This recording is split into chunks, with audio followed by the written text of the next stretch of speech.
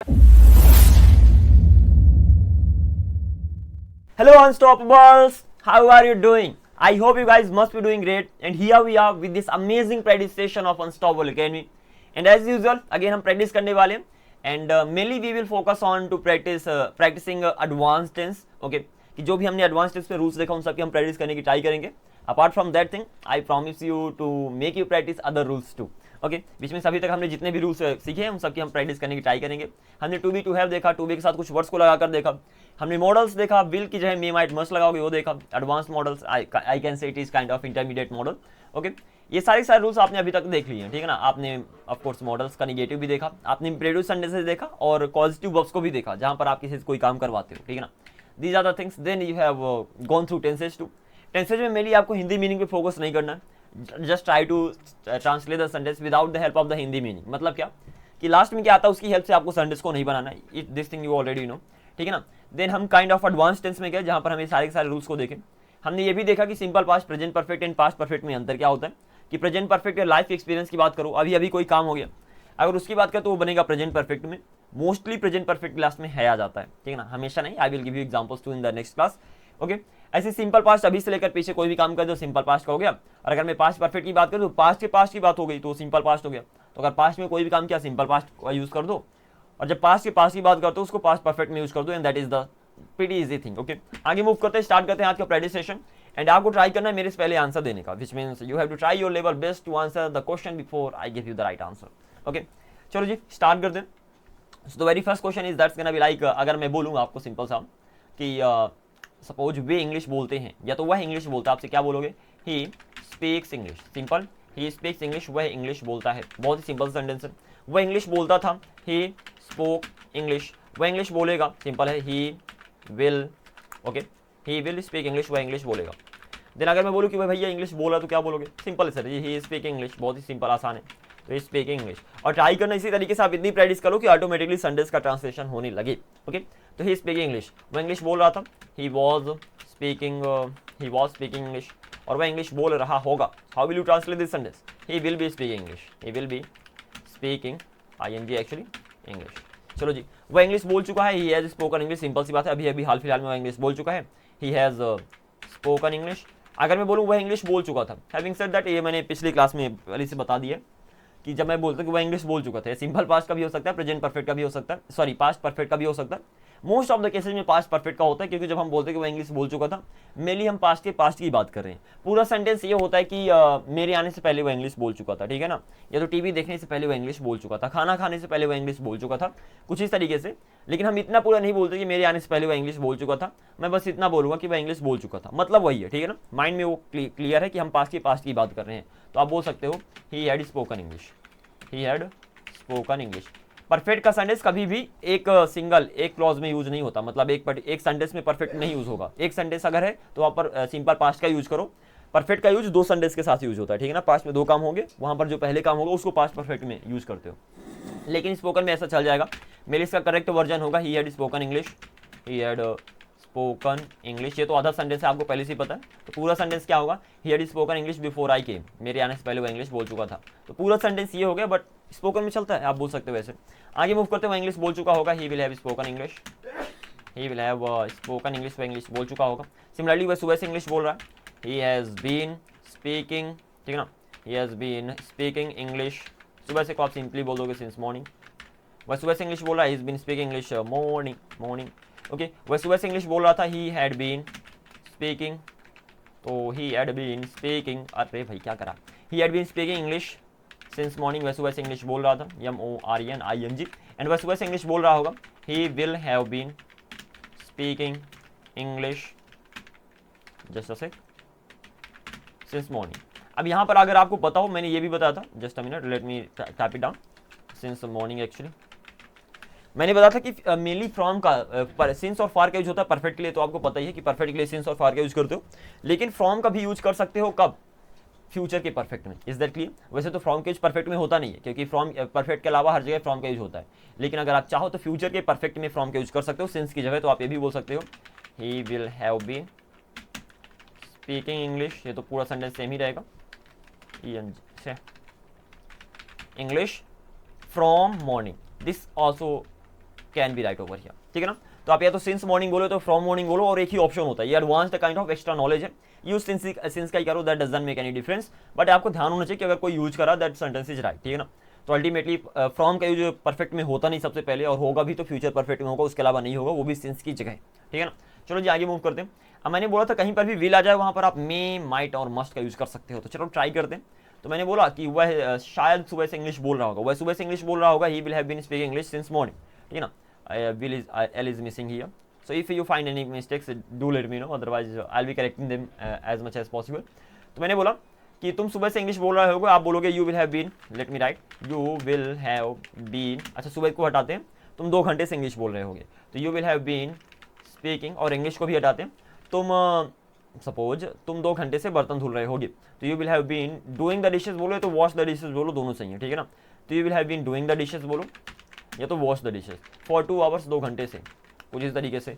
तुम शायद 2 घंटे से बर्तन धुल रहे होगे, तो यू मे हैव, बिल की जगह मे लगा दो, तो you may have been doing the dishes for 2 hours, simple है। और तुम 2 घंटे से, तुम शायद ही 2 घंटे से बर्तन धुल रहे होगे, तो you might have been doing the dishes for 2 hours, ठीक है ना, कुछ इस तरीके से बनाने वाले हो। और तुम जरूर 2 घंटे से बर्तन धुल रहे होगे, तो सिंपल है, यू मस्ट हैव बीन, तो विल की जगह मे, माइट, मस्ट का यूज कर देना, दैट इज इट। तो you must have been doing the dishes for 2 hours, simple. मैं बोलूँ कि राम खेल रहा है, तो आप सिंपल बोलोगे राम इज प्लेइंग, राम खेल रहा है, ओ राम इज प्लेइंग, राम खेल रहा है, राम को खेलना पड़ रहा। अब इसको कैसे बनाओगे, just a minute, my chair is just going away unnecessarily. तो मैंने बोला राम इज प्लेइंग, राम खेल रहा है, राम को खेलना पड़ रहा है, तो simply Ram is having to play, ठीक है ना। कुछ इस तरीके से सेंटेंस बनेगा, बहुत ही पेड़ी इजी पीजी है। By the way this particular structure has also been covered, okay. मैंने बोला कि वह खाना बना रहा था, यार क्या बोलोगे, वह खाना बना रहा था, ही वॉज कुकिंग फूड, वह खाना बना रहा था, और उसे खाना बनाना पड़ रहा था, तो he was having to cook food, something like this. ऐसे ही राम खेल रहा होगा, ठीक है ना, या तो राम इंग्लिश पढ़ाई कर रहा होगा एक्चुअली, तो Ram will B studying, Ram पढ़ाई कर रहा होगा। और इफ आई से राम को पढ़ाई करना पड़ रहा होगा, simple, Ram will be having to study, बहुत ही ज़्यादा सिंपल है। आगे मूव करते हैं, next sentence, that's gonna be like, बारिश हो चुकी है, क्या बोलोगे, इट हैज़ रेन्ड, बारिश हो चुकी है। और अगर मैं बोलूँ कि बारिश हुई थी, मतलब अभी से पीछे बारिश हुई थी, तो वो सिंपल पास्ट में चला जाएगा, तो इट रेन्ड आप सिंपल बनाओगे, इट रेन्ड, बारिश हुई थी, बारिश होगी, सिंपल इट विल रेन, बहुत ही ज़्यादा आसान है, इट विल रेन, बारिश होगी, मैं बारिश होने दूंगा, I will let rain, bye the वे से कोई बोलता नहीं है, but sentence is sentence, okay. वह पढ़ना शुरू करता है, तो क्या बोलोगे, ही स्टार्ट्स स्टडीइंग, कहीं पर भी कोई काम शुरू होने की बात हो, तो वहाँ पर आप स्टार्ट लगा दोगे, सिंपल सी बात है। और स्टार्ट के बगल में कोई भी वर्ब की फॉर्म आएगी, तो आईएनजी तो लगेगी ही लगेगी। तो वह पढ़ना शुरू करता है, ही स्टार्ट्स स्टडीइंग, या तो मैं बोलूँ वह पढ़ने लगता है, दोनों का मतलब सेम ही है, ठीक है ना। वह पढ़ना शुरू करता है, या तो वह पढ़ना लगता है, अल्टीमेटली काम के शुरू होने की बात हो रही है, तो ही स्टार्ट स्टडीइंग। ऐसे अगर और सेंटेंस के देखते हैं, यहाँ पर मैंने बोला जस्ट सीखा कि वह पढ़ने लगता है, तो आप बोलोगे ही स्टार्ट स्टडीइंग। लेकिन वह पढ़ने लगा मतलब उसने पढ़ना शुरू कर दिया, तो सिंपल पास्ट में बनाओगे, तो he started studying, something like this. ऐसे वह पढ़ने लगेगा, तो he will start studying, something like this. So ultimately कहीं पर भी कोई काम शुरू करते हो, वहाँ पर स्टार्ट को as a main verb use करके काम खत्म। मैंने बोला राम को जाने के लिए कहो यार, तो क्या बोलोगे, ask Ram to go, Ram को खाना खाने के लिए कहो, या तो मुझे खाना खाने के लिए कहो, ask me to eat food, simple है। देन मैंने बोला कि मुझे लड़ने का आदेश दो, तो क्या बोलोगे, ऑर्डर मी, सिंपल, नाम आएगा पहले, तो order me to fight, simple सी बात है। तो ऑर्डर मी टू फाइट, मुझे लड़ने का आदेश दो, प्रीटी इजी पीजी, बहुत ही ज़्यादा आसान है। Next question, that's gonna B, इन्हीं वर्ड्स का जो वर्ब्स हैं, इनका हम टेंस में यूज करने वाले हैं। तो मैंने बोला कि मैं कहता हूँ, तो क्या बोलोगे, आई आस्क, मैं जाने के लिए कहता हूँ, आई आस्क टू गो, मैं तुम्हें जाने के लिए कहता हूँ, तो आपको पता है कि जो रूल होता है उसके हिसाब से आस्क के बगल में नाम आना चाहिए, तो I ask you to go, तो सिंपल बोल दोगे I ask you to go. तो simple ask you to go मतलब तुम्हें जाने के लिए कहो, पूरा सेंटेंस तो ये है जो आपने पहले ही देख कर आया है, simple I mean imperative sentence में हमने इसको मॉडल में यूज कर दिया। कहीं पर भी किसी, sorry modal actually tenses we are talking about, तो जब भी किसी को कोई काम करने के लिए कहते हो, वहाँ पर आस्क का यूज होगा। अब आस्क के बगल में नाम आता है, फिर टू आता है, फिर वर्ब आता है, ये तो आपको पहले से ही पता है। तो I ask you to go, मैं तुम्हें जाने के लिए कहता हूँ, मैं तुम्हें इंग्लिश बोलने के लिए कहता हूँ, I ask you to speak English, simple सी बात है, I ask you to speak English, मैं तुम्हें इंग्लिश बोलने के लिए कहता हूँ। मैं तुम्हें बर्तन धुलने के लिए कहता हूँ, ये तो मैं तुम्हें कपड़े धुलने के लिए कहता हूँ, तो I ask you to wash the clothes, ठीक है ना, I ask you to wash the clothes. मैंने तुम्हें कपड़े धुलने के लिए कहा, तो क्या बोलोगे, आई आस्क्ड यू, सिंपल हम पास्ट की बात करें तो I asked you to wash the cloth. मैं तुम्हें कपड़े धुलने के लिए कहूँगा, I will ask you to wash the cloth. In this way you have to translate the sentences. देन राम मुझे जाने के लिए कह रहा है, तो राम मुझे जाने के लिए कह रहा है, कोई काम करने के लिए कह रहा है। आस्क वहाँ पर मेन वर्ब हो जाएगी, तो राम इज आस्किंग, मतलब राम कह रहा है, Ram is asking me to go. Ram मुझे खेलने के लिए कह रहा है, Ram is asking me to play. Ram ने मुझे खेलने के लिए कहा था, पास्ट में कहा था, Ram asked me, Ram asked me to play. In this way you have to translate the sentences, okay? And the next one that's gonna be like मुझ में कूदने की हिम्मत है भैया, तो क्या बोलोगे, I dare to jump। ऐसे ही मुझ में कूदने की हिम्मत थी, तो यहाँ पर डेयर मेन वर्ब है, उसकी सेकंड फॉर्म का यूज कर दो, तो मुझ में कूदने की हिम्मत थी, तो I dared to jump, I dare to jump। कुछ इस तरीके से। ऐसे अगर मैं बोलूँ कि यार उसे पैसा कमाने की जरूरत है, तो क्या बोलोगे, he needs to earn money, he needs to earn money, उसे पैसा कमाने की जरूरत है, और उसे पैसा कमाने की जरूरत थी, तो he needed to earn money। So it's pretty much easy, he needed to earn money, उसे पैसा कमाने की जरूरत थी। Let's go ahead, आगे मूव करते, कुछ और सेंटेंसेस को ट्रांसलेट करते हैं, and then we'll be getting this practice session over, okay? Next sentence and that's gonna be like Ram TV देखता, राम खाना नहीं बनाता है, एक्चुअली खाना बनाना बहुत हो गया, मैंने सिंपल सी बात बोली कि राम लिखता है, तो आप क्या बोलोगे, राम राइट्स, ठीक है, राम राइट्स, राम लिखता है। अब राम मुझसे लिखवाता है, तो आप क्या बोलोगे, राम मेक्स मी राइट। क्या बोलोगे, राम मेक्स मी राइट। मैंने बोला राम लिखता है तो वो खुद काम करता है, तो सिंपल हो जाएगा, राम राइट नहीं होगा, राम राइट्स होगा, तो राम राइट्स राम लिखता है। लेकिन जब राम मुझसे काम करवाता है, तो जब भी किसी से कोई काम करवाओगे वहां पर मेक मेन वर्ब बन जाएगी, तो राम मुझसे लिखवाता है, राम मेक्स मी राइट। इस पर्टिकुलर सेंटेंस को ये भी बोल सकते हो कि Ram get me to write, ये भी सही है, ठीक है ना। तो राम एक्चुअली गेट मी नहीं होगा, वहां पर गेट्स होगा। ध्यान देना, जब भी किसी से कोई काम करवाओगी वहां पर मेक और गेट या तो है मेन वर्ब बन जाएंगे, और जब मेन वर्ब बन गए तो उसके उन पे वही रूल अप्लाई होगा जो सब पे होता है कि राम के बगल में सिंगुलर वर्ब भी आएगी, तो राम गेट नहीं होगा, राम गेट्स होगा। तो राम मेक्स मी राइट, या तो Ram gets me to write, या तो राम हैज मी राइट, ठीक है ना। आप हैव का भी यूज कर सकते हो, हैव की सिंगुलर फॉर्म यूज होगी, तो Ram has me write. So these are the rules.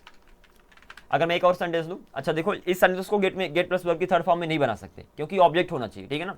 तो अगर नेम है तो मेक में बना दो, ऑब्जेक्ट है तो गेट में बना दो, और नेम और ऑब्जेक्ट दोनों है तो गेट या मेक में बनाओ, या आपकी चॉइस है। ऐसे मैंने बोला कि मैं तुमसे लिखवाता हूँ, ठीक है ना, आई मेक यू राइट, या तो मैं तुमसे काम करवाता हूँ, I make you work, simple, I make you work, मैं तुमसे काम करवाता हूँ।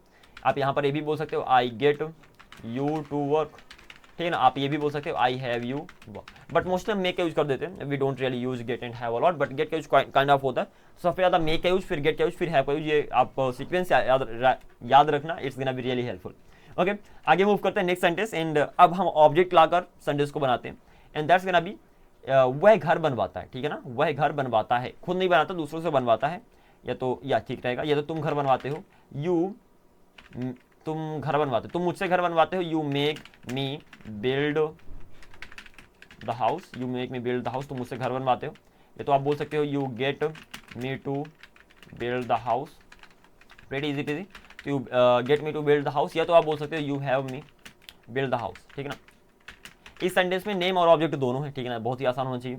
अब इस पर्टिकुलर सेंटेंस को आप ये भी बोल सकते हो, गेट प्लस वर्ब की थर्ड फॉर्म में, you get the house built by me, ठीक है ना, तो you get HOUSE get the house built verb की थर्ड फॉर्म बाई मी, ठीक है ना, या तो you have the house built by me. कुछ इस तरीके से ट्रांसलेट कर सकते हो, कब, जब आपके पास नेम और ऑब्जेक्ट दोनों के दोनों हो। अगर सिर्फ नेम हो कि तुम बनवाते हो, तो आप सिंपल बोलोगे, you make me build, you make me build, ठीक है ना। अब इस पर्टिकुलर सेंटेंस को यहाँ पर गेट टू का भी यूज कर सकते हो और हैव का भी यूज कर सकते हो, इस तरीके से सेंटेंस बना सकते हो। और सेम सेंटेंस को अब गेट में नहीं बना सकते क्योंकि ऑब्जेक्ट नहीं है। लेकिन अगर मैं बोलूँ कि तुम मुझसे घर बनवाते, तो आपने बोल दिया यू मेक मी बिल्ड, या तो you get me to build, या तो यू हैव मी बिल्ड। लेकिन अगर मैं सिर्फ इतना बोलूँ कि तुम घर बनवाते हो, तो फिर ये मेक नहीं बनेगा, क्योंकि ऑब्जेक्ट बस है, नाम तो है नहीं करने वाले का। तो आप सिंपल बोलोगे, यू गेट द हाउस, ठीक है ना, HOUSE you get the house built, या तो you have the house built. तो I hope it's clear exactly इनका यूज हो कैसे रहा है, BUILT समथिंग लाइक दिस। ऐसे मैंने बोला तुम मुझे काम करने देते हो, तो कहीं पर भी किसी को कोई काम करने देते हो, लेट में बनेगा, लेट वहां पर मेन वर्ब हो जाएगी, तो यू लेट मी वर्क, तुम मुझे काम करने देते हो, तुम मुझे काम नहीं करने देते हो, सिंपल सी बात है, आप डोंट लगा दोगे, तो क्योंकि यहाँ पर लेट मेन वर्ब है, हेल्पिंग वर्ब तो है नहीं, तो you don't let me work. Having said that, अगर निगेटिव सेंटेंस बनाने में कोई दिक्कत रहे तो don't worry, I will be covering that too, कि टेंस के निगेटिव सेंटेंस कैसे बनाओगे। Last but not the list, मैंने बोला कि इंग्लिश बोलना, वह इंग्लिश बोलता रहा, ध्यान सुनना, मैंने बोला वह इंग्लिश बोलता रहा, तो कोई भी काम करता रहा, तो कोई भी काम करते रहते हो वहाँ पर कीप यूज होगी एज अ मेन वर्ब। और जब मैं बोलता हूँ कि वो इंग्लिश बोलता रहा, मतलब पास्ट में कोई काम करता रहा, तो कीप के सेकंड फॉर्म यूज कर दो, तो आप सिंपली बोलो he kept speaking English, he kept speaking English, वह इंग्लिश बोलता रहा। So this is the way, and this way you have to translate the sentences, and I hope this practice session has been pretty much easy peasy. Having apart from this thing, if you face any difficulty, you can do let me know, and you can join the WhatsApp group to just contact me directly. Otherwise, apart from that thing, there is another group that is Telegram one, so you can join that to get all these PDFs. So अगर आपको इस PDF को पाना है, so that you can practice well, तो Telegram group join कर लेना direct chatting के लिए, तो कुछ डाउट्स के लिए आप व्हाट्सएप ग्रुप ज्वाइन कर लेना। And this was it, and in this way this Friday session ends over here. Okay, so thank you very much for watching this video. I'm going to see you in the next video. Until then, keep up the good work and be unstoppable. Bye bye, take good care of yourself. I'm gonna see you in the next video. Be unstoppable.